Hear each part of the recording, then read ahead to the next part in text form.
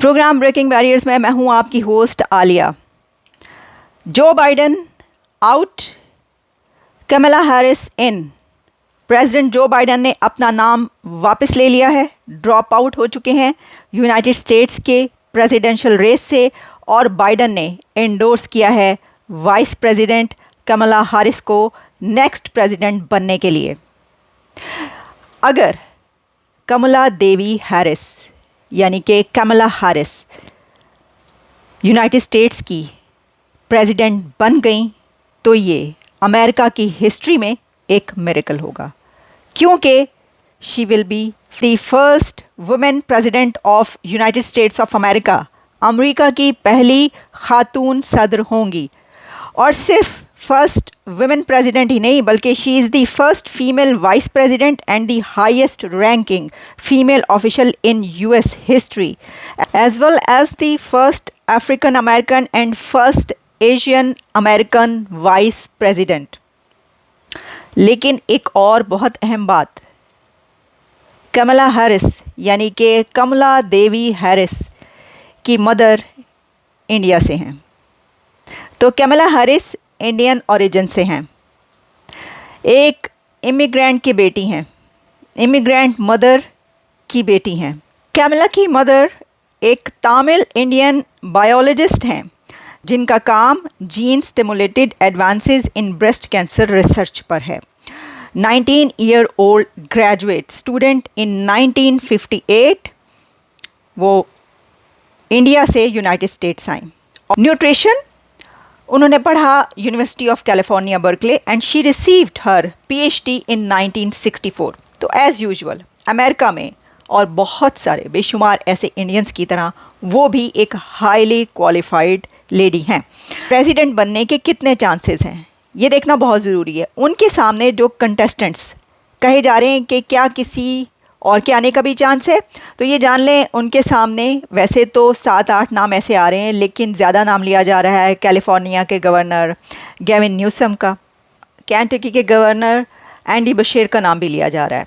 लेकिन इनमें से कई गवर्नर्स पहले ही कमला हैरिस को एंडोर्स कर चुकी हैं। अभी तक CNN की रिपोर्ट के मुताबिक 500 एंडोर्समेंट्स कमला हैरिस के लिए आ चुकी हैं, लेकिन अभी उनको और कितने एंडोर्समेंट्स की ज़रूरत है ज़रा इस पर नज़र डाले लेते हैं। सिर्फ 50 एंडोर्समेंट से काम नहीं चलेगा, that number will continue to grow, लेकिन एक आग का दरिया है और तैर के जाना है। तो आपको बताते हैं कि ये क्या प्रोसेस है। देखिए, जो डेलीगेट्स सपोर्ट में आए हैं वाइस प्रेसिडेंट की, वो कंटिन्यू करेंगे अपना वर्क और वो और भी इंडोर्समेंट्स लाते रहेंगे। लेकिन इसी के साथ रफली अगर हम देखें तो 4700 total delegates to the Democratic National Convention to be held in August in Chicago.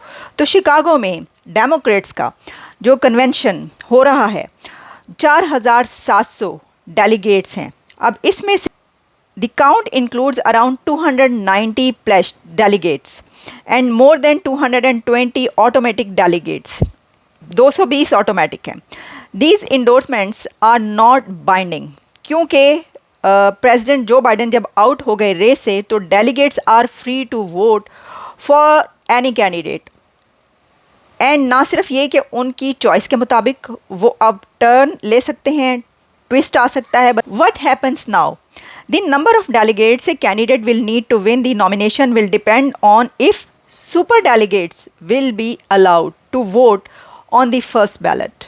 अगर तो सुपर डेलीगेट्स को फर्स्ट बैलेट में इजाज़त दे दी गई तो फिर तो हो सकता है, something which remains an open question. लेकिन अभी देखते हैं कि इस सवाल का क्या जवाब मिलता है। इफ़ सुपर डेलीगेट्स जिनको इजाज़त ना मिली to vote on the first ballot, winning the nomination would require 1976 delegates votes. और अगर उनको इजाज़त मिल गई वोट करने की तो फिर रफली जो रिक्वायर्ड होगा 2350 votes. The number of super delegates can shift over time. तो मैंने सही कहा था ना कि एक आग का दरिया है और तैर कर जाना है। हमने CNN की रिपोर्ट मैंने आपके सामने पेश की। Democratic convention rules committee to discuss nomination framework on Wednesday. Bright chances हैं कि वो प्रेसिडेंट के तौर पर कंटेस्ट करेंगी ट्रंप के सामने।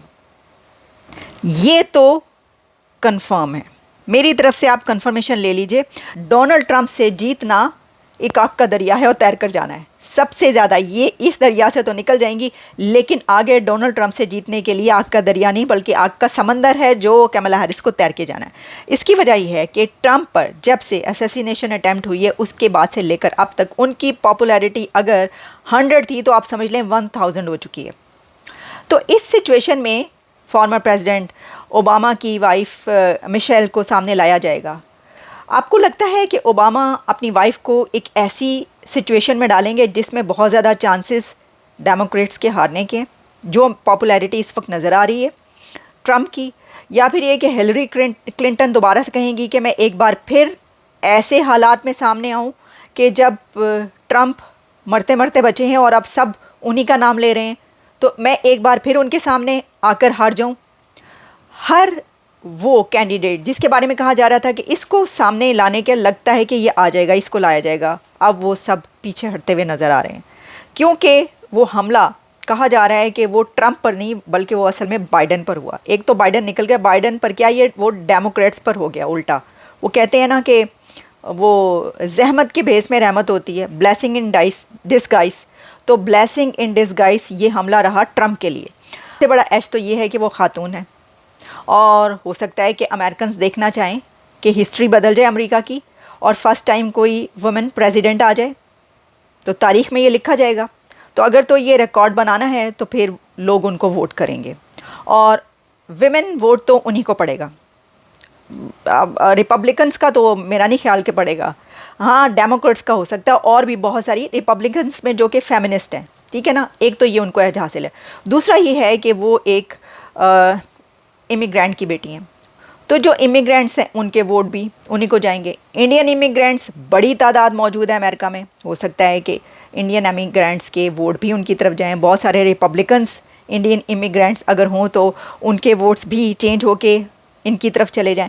ऐसे बहुत सारे जो हम देख रहे हैं कि काफ़ी उनको सपोर्ट रहेगी, लेकिन फिर भी ट्रंप के सामने जीतना कोई आसान काम नहीं होगा क्योंकि इससे पहले जब हिलरी क्लिंटन थी तो हिलरी क्लिंटन जितनी स्ट्रॉन्ग वुमेन पॉलिटिशियन थी, कमला हैरिस शायद इस वक्त उतनी स्ट्रॉन्ग वुमेन पॉलिटिशियन नहीं है। हिलरी क्लिंटन बहुत स्ट्रॉन्ग थी लेकिन वो भी हार गई थी।